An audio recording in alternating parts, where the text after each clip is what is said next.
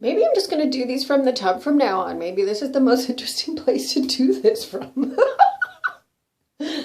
I mean, if you got to sit still and watch my face anyway, it might as well be like in the tub. As long as you don't look at what's happening with the grout back here. Ugh. So, I'm famous for half-formed thoughts. I'm famous for let's get the conversation rolling and then I back away slowly. That's kind of what I do. I'm mostly Aries. We do that. I'm a fire sign. It can't be helped. I'm mostly a fire sign. What was I talking about?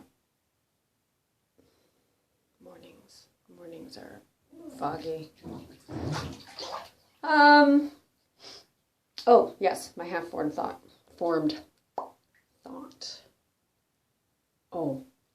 So, someone who I love came to an amazing epiphany about themselves and shared it with me the other day.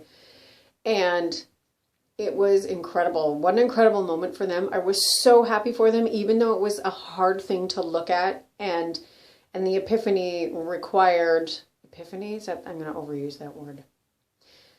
The knowing that came from it is going to require them to do some inner and outer work for themselves. Although I wonder if, did you hear my guts? I wonder if their perspective is that they have to do it for the other people in their lives, but I feel like it's for themselves. It's their own personal growth. Oh, my sinuses are so full. I'm going to sneeze. It's going to be delightful. Mama! Shoo! Oh,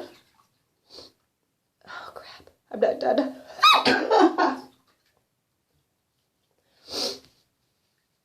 Or morning. Sinuses are always full in the morning. Oh, good times. Okay.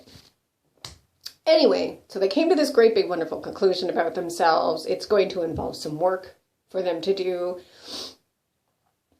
It's a case, it's one of those cases of, that reminds me of my death card. And now I wish I had it here to show you, but it's not a very good thing to have cards in the tub. It reminds me of the death card because death card talks about transition that you can never go back from. Once you experience it, why would you go back? So for me, often the death card will also talk about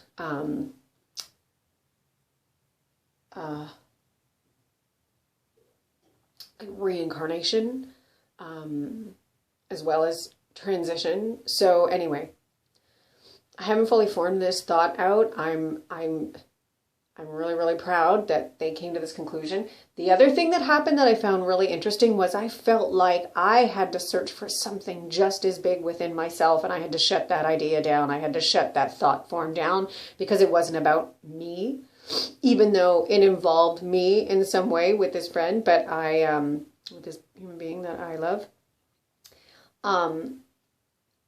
I had to just give it some space and be still and allow them to present it, allow them to feel it through, allow them to voice how they may or may not handle the change that they want to make in their life. It was a really big moment, and I feel like those moments are rare. Those moments reveal, I think this is what I want to get to. All right, after I blow my nose.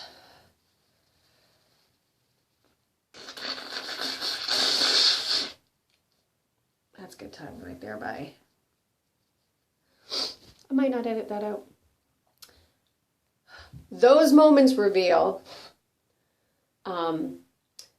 your big life things that you're working on. I really feel like everybody's got one or two great, big, huge life challenges that they are constantly working on, that it's constantly in their face. It's constantly a worry. It's constantly coming up.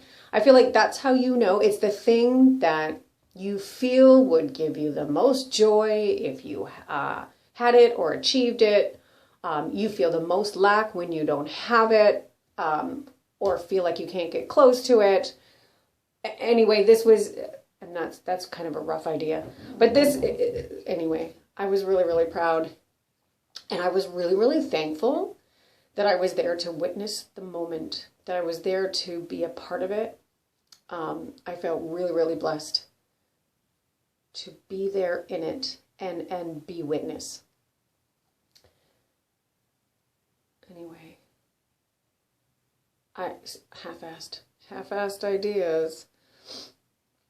I feel like when people come to me for readings specific, I'm often looking for that thing. What's that big life thing? And I mean, we might not get to the how to solve it very easily, or sometimes we get to it and it's easy for my mouth to tell you how to solve it, but it raises all sorts of walls and triggers in you. So anyway, it was very, very interesting to see this person just come to that conclusion and get it. Like, effing own it.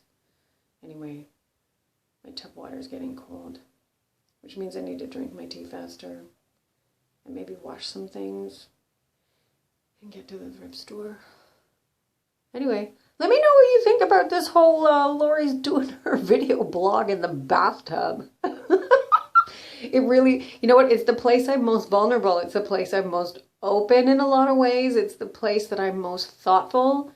And even though I've been talking for a whole pile of minutes, it's the place that I'm most quiet and with myself, I think.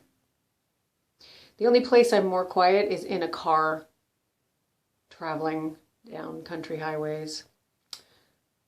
But you know what? When I'm in a car, I'm not introspective. I'm looking out into the world.